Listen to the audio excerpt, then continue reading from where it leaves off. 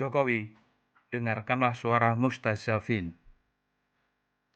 Dear Presiden, ketika matahari telah condong ke barat dan banyak orang gelisah, saya ingin memperingatkan Bapak, jangan sepelekan suara Mustazafin.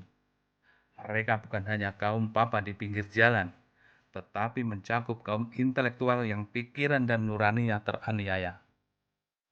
Mereka adalah orang-orang dari semua bangsa dan semua zaman yang senantiasa berperan menghancurkan sistem yang korup untuk membangun tatanan baru yang adil bagi semua.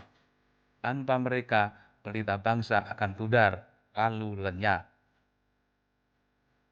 Hari ini semakin banyak mustazafin yang berhenti menghormati Bapak. Bapak sendiri yang membuang habis marwah Bapak sebagai presiden. Tak tersisa lagi kemuliaan yang melekat pada status formal Bapak itu. Presiden bisa khilaf, tapi tak boleh menjadi penjahat konstitusi. Undang-undang dasar dirancang untuk menjadi dasar dan tujuan bernegara. Dalam konsep kenegaraan, ia adalah kitab suci yang mengatur perilaku penguasa untuk semata berkhidmat kepada kepentingan rakyat, pemilik kedaulatan, bukan untuk mengabdi pada kepentingan sendiri, kelompok, dan pihak asing. Biar begitu, Presiden RI diberi kekuasaan yang sangat besar agar ia lebih leluasa menerjemahkan visinya ke dalam pilihan kebijakan untuk menghadirkan kesejahteraan kepada seluruh warga secara adil. Keadilan akan berdampak pada terbangunnya persatuan bangsa yang kini berantakan akibat politik belah bambu Bapak. Nyatanya, Bapak menggunakan kekuasaan yang diamanatkan rakyat kepada Bapak untuk mewujudkan tujuan bernegara untuk kepentingan keluarga Bapak dan orang-orang yang sudah sangat kaya. Sepertinya konstitusi Bapak perlakukan sebagai naskah yang tak lagi berguna. Pantas saja orang-orang yang mencintai negara ini khawatir melihat perilaku Bapak. Dear Presiden, ketika rakyat menjatuhkan pilihan kepada Bapak dalam 2 pilpres terakhir, tak ada yang menyangka orang yang tampak lugu seperti Bapak kelak akan melakukan abuse of power secara vulgar. Bahkan Soekarno dan Soeharto pun tidak memperkosa konstitusi secongkak yang Bapak lakukan.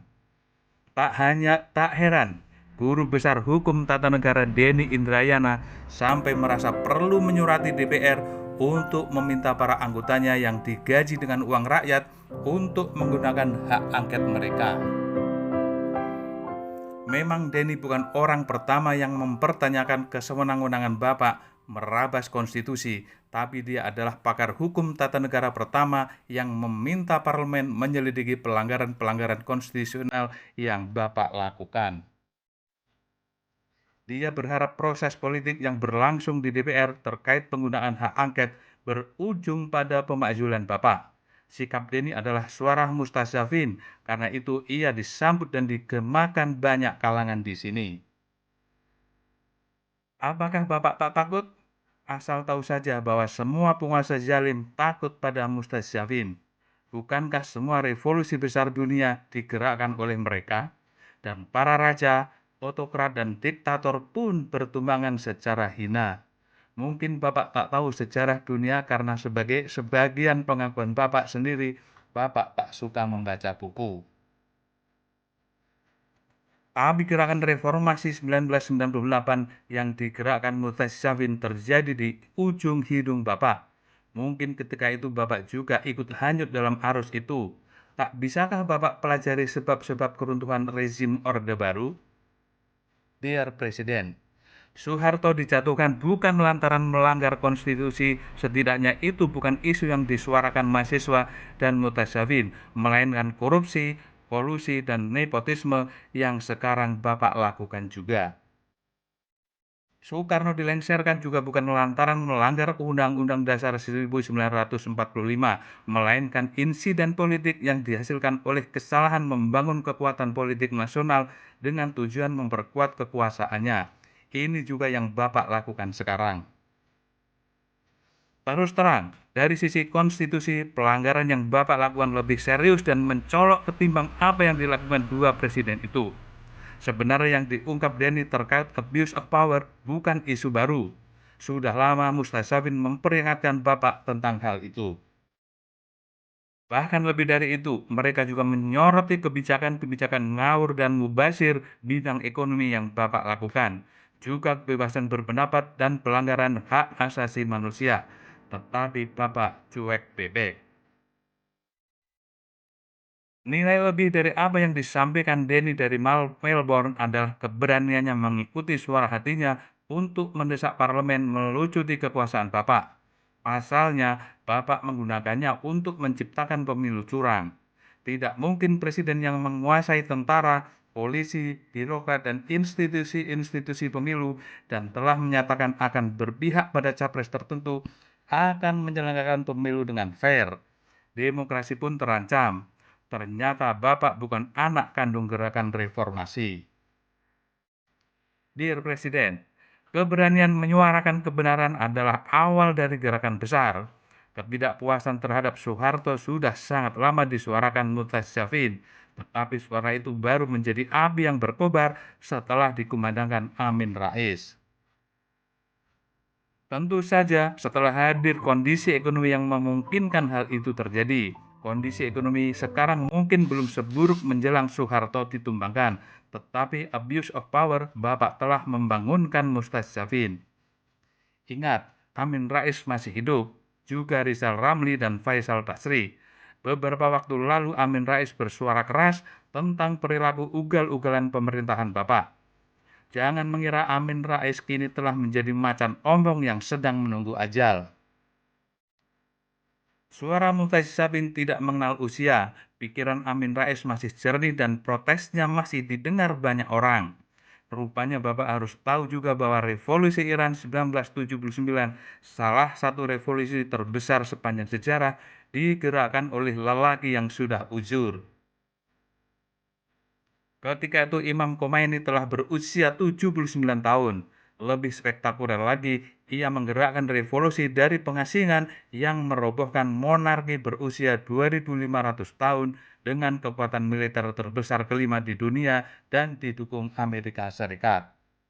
Boleh jadi Denny tak dapat memobilisasi gerakan massa dari Melbourne, akan tetapi suara kebenarannya yang juga disuarakan oleh Mustasavin semacam Rocky Gerung akan terus menggelinding bak bola salju, lalu berubah menjadi gerakan sosial masif yang lazimnya tak dapat dibendung oleh kekuatan apapun juga. Dear Presiden, sebaiknya sekarang juga Bapak tampil di tengah publik untuk berikrar tobat nasuha.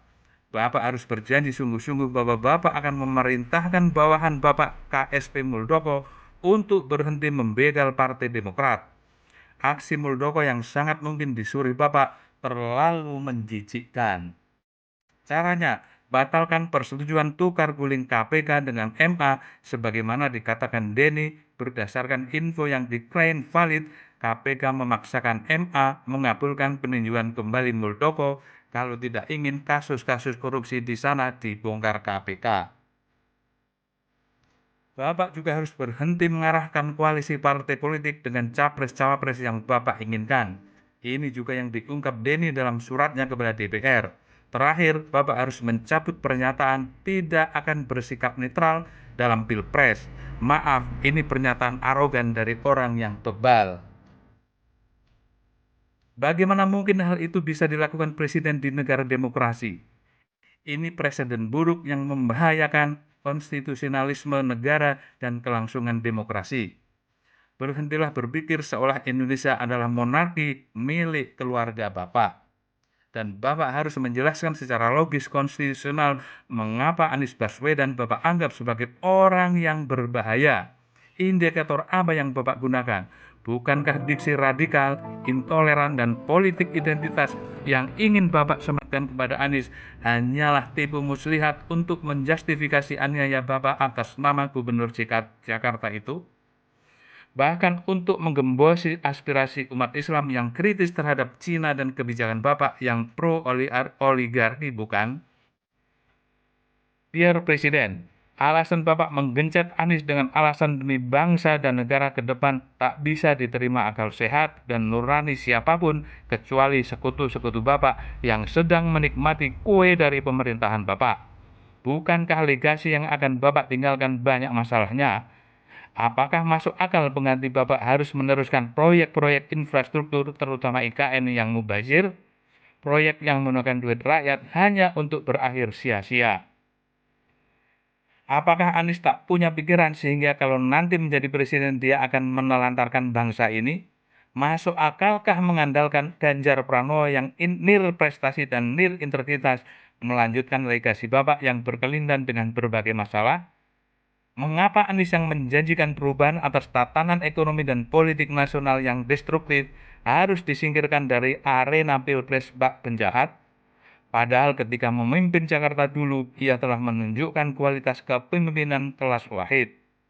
Kalau Bapak saja merasa mampu mengelola negara, mestinya Bapak yakin Anies lebih mampu daripada Bapak karena dia membaca buku sangat banyak. Bukan komik Doraemon dan Shinchan, melainkan buku-buku serius karya pemikir dunia. Percayalah, kalau Bapak tetap ugal-ugalan mengurus negara, jangan heran kalau kian banyak mustazafin bermunculan. Juga meskipun realitas politik saat ini tampak tak memungkinkan DPR memproses permintaan Denny, bukan mustahil lobi-lobi di DPR untuk memunculkan Bapak akan membuahkan hasil. Terutama bila azan Denny direspon mahasiswa.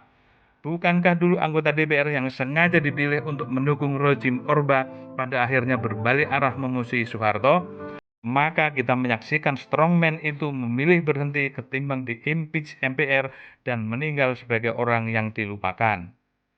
Dear Presiden, sekarang terserah Bapak, silakan Bapak menyepelekan suara mustazafin, tetapi terlebih dahulu Bapak harus menyadari bahwa sesungguhnya Bapak tak sekuat yang Bapak kira dan bahwa tidak mungkin lagi Bapak bisa membungkam suara mustazafin.